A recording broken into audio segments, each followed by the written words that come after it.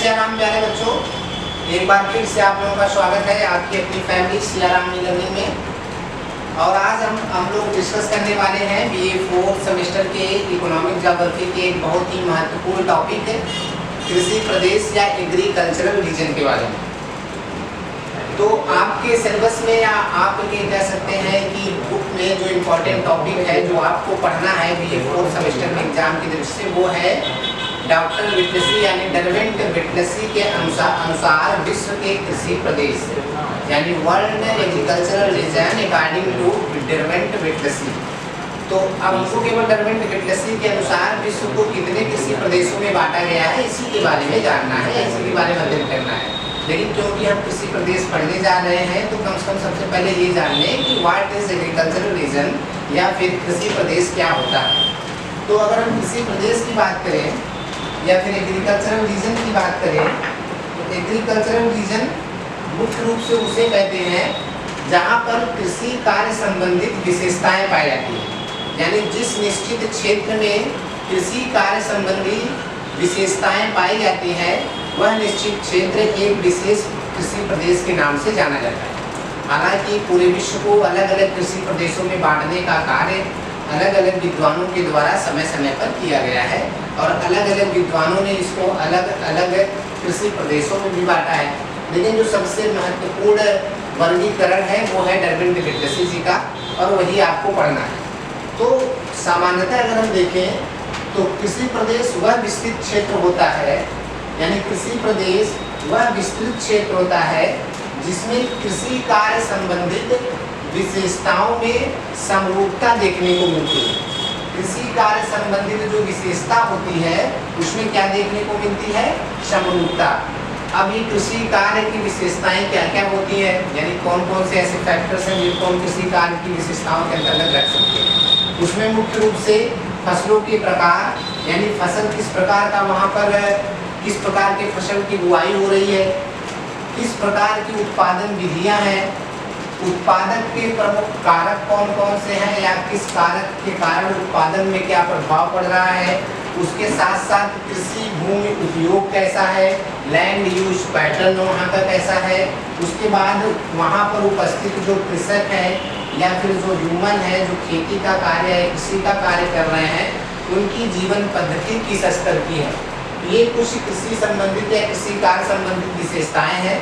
तो जब इन विशेषताओं में किसी निश्चित क्षेत्र में समानता देखने को मिलती है, ये एक जैसे होते हैं जिस स्थान पर, उसे निश्चित कृषि प्रदेश के अंतर्गत या एक विशेष कृषि प्रदेश के अंतर्गत रखा जाता है। तो सामान्यतः आप समझ सकते हैं कि यह आपके एग्रीकल्चरल रीजन या कृषि प्रदेश की विशेषता हो गई, या फिर आप ये कह सकते हैं डिफिनेशन हो गई या परिभाषा।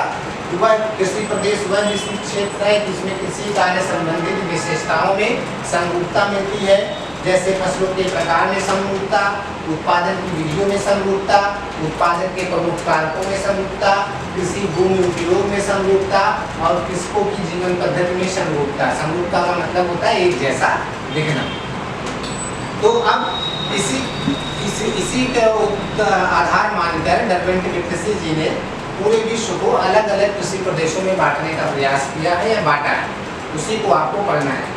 तो किस आधार पर इन चीज़ों को या कृषि प्रदेशों को बांटा गया है, डरवेंट विटलेसी जी ने कौन से प्रमुख आधार माने हैं या बेसिस माने हैं कृषि प्रदेशों को बांटने के लिए, सबसे पहले हम उसके बारे में चर्चा करेंगे। तो विटलेसी के अनुसार यानी डरवेंट विटलेसी के अनुसार विश्व के लगभग 13 प्रमुख कृषि प्रदेशों में बांटा गया है, यानी कि विश्व में कुल कितने कृषि प्रदेश हो गए विटलेसी के अनुसार? 13।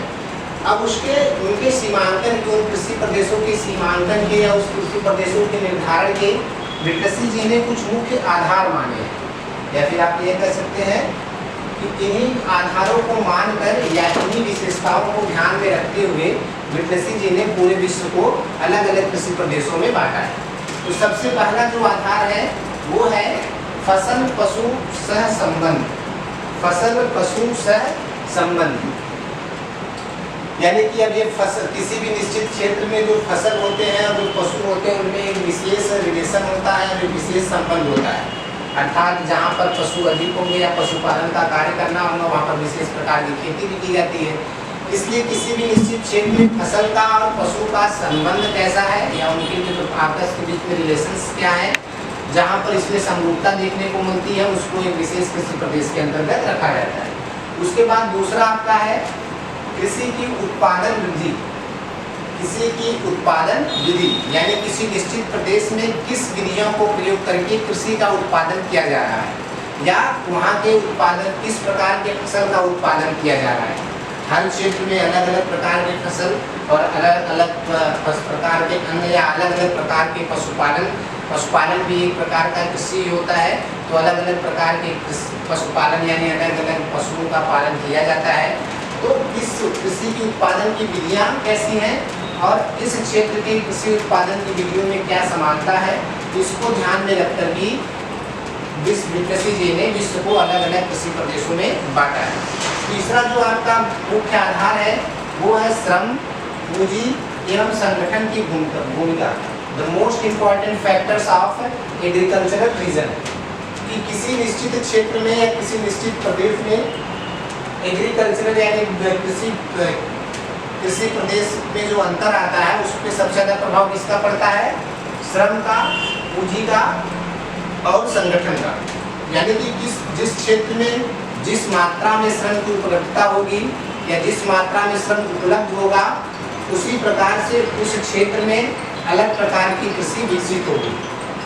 तो उसी प्रकार जिस पूंजी की जितनी उपलब्धता होगी, जैसे आप पास मान लीजिए पूंजी अधिक है तो आप अलग अलग टेक्नोलॉजी का प्रयोग करके अलग अलग कह सकते हैं विभिन्न भौतिक उपकरणों का प्रयोग करके आप खेती को एक अलग तरीके से, कृषि को एक अलग तरीके से कर सकते हैं। तो वहाँ पर अलग प्रकार के फसलों का उत्पादन आप लोग कर सकते हैं। उसी तरीके से श्रम का कहने का मतलब है कि ह्यूमन रिसोर्सेज। अब मान लीजिए आपके पास पूंजी है लेकिन आपके पास श्रम ही उपलब्ध नहीं, वहाँ पर करने के लिए आपके पास ह्यूमन नहीं है यानी मानव नहीं है, या फिर आप जैसे सीधे बोल सकते हैं मजदूर नहीं है। तो फिर आप कैसे कार्य कराएंगे? तो उसके लिए आपको अन्य टेक्नोलॉजी की जरूरत पड़ेगी। जैसे आपको जुताई के ट्रैक्टर की आवश्यकता पड़ेगी या बुआई के लिए आपको क्या बोलते हैं कि बुआई वाली मशीन की आवश्यकता पड़ेगी। तो उसके लिए आपको पूंजी की अत्यधिक आवश्यकता पड़ेगी, क्योंकि उन चीज़ों का प्रयोग करने के लिए आपके पास पूंजी होनी चाहिए। तो श्रम और पूंजी की उपलब्धता और संगठन की भूमिका भी किसी प्रदेश के या किसी क्षेत्र के कृषि में होने वाली विभिन्नताओं पर समान प्रभाव डालती है या अत्यधिक प्रभाव डालती है। यानी इसके द्वारा कृषि प्रदेश का निर्धारण काफ़ी हद तक होता है। उसके बाद है चौथा, कृषि उत्पादों का उपयोग।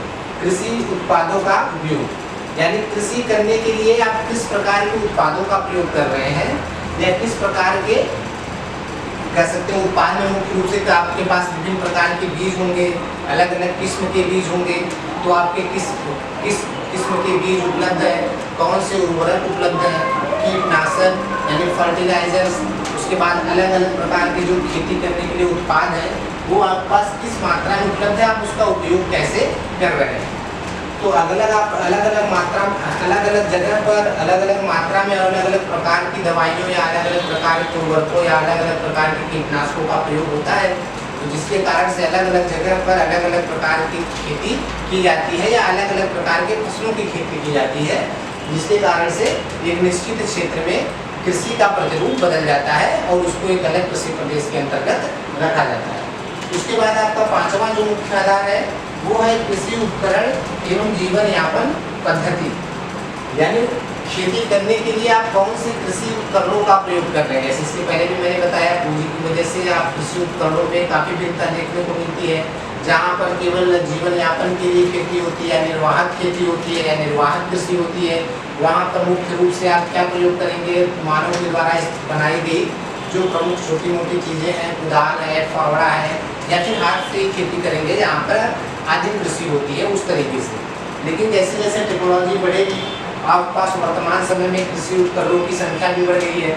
हर प्रकार के कार्य के लिए अलग प्रकार के उपकरण आपके पास उपलब्ध हैं, चाहे वो खेत की जुताई करने के लिए हो, चाहे बुआई करने के लिए हो, चाहे कटाई करने के लिए हो। अलग अलग कार्य के लिए अलग अलग उपकरण आपके पास उपलब्ध है और अलग अलग फसलों के लिए अलग अलग उपकरण उपलब्ध है। तो कृषि उपकरण किस प्रकार का इस्तेमाल हो रहा है किस कृषि प्रदेश में या किस स्थान पर, और जीवन यापन पद्धति कैसी है उस स्थान के, अर्थात तो वहाँ पर जो किसान है या फिर जो मानव है उनकी जीवन यापन पद्धति कैसी है। तो जैसे कि अगर हम अमेरिका की बात करें तो अमेरिका जैसे क्षेत्रों में या अमेरिका जैसे देशों में जो कृषि उपकरण है वो काफ़ी विकसित प्रयोग होते हैं, तो इसके कारण से वहाँ की जीवन पद्धति भी काफ़ी उच्च स्तर की है। अमेरिका के गांव भी एक शहर जैसे बसे होते हैं, सिस्टमेटिक तरीके से बसे होते हैं और उनका सभी लोगों का एक अलग अलग फार्म होता है। तो उस आधार पर कृषि उपकरण और जीवन पद्धति के आधार पर भी हम किसी प्रदेश का सीमांकन कर सकते हैं। कहने का मतलब बस इतना है कि किस स्थान पर कौन सा उपकरण इस्तेमाल हो रहा है, वहाँ पर जीवन पद्धति कैसी है, इसके आधार पर भी आप कृषि प्रदेशों का सीमांकन या निर्धारण कर सकते हैं। तो ये 5 प्रमुख आधार हैं जो आपको याद रखने हैं, नोट कर लीजिए आप लोग। और ये आपको याद रखने हैं जिसको ये 5 प्रमुख आधार डार्विन कृषि जी ने माने हैं आपको विश्व के विभिन्न कृषि प्रदेशों में बांटने के लिए। अब अगर हम देखें तो उन्होंने विश्व को कितने कृषि प्रदेशों में बांटा है? 13, टोटल 13 कृषि प्रदेशों में बांटा है। अब वो 13 कृषि प्रदेश के नाम क्या है या वो कौन कौन से हैं, इसके बारे में हम लोग बारी बारी से देखेंगे।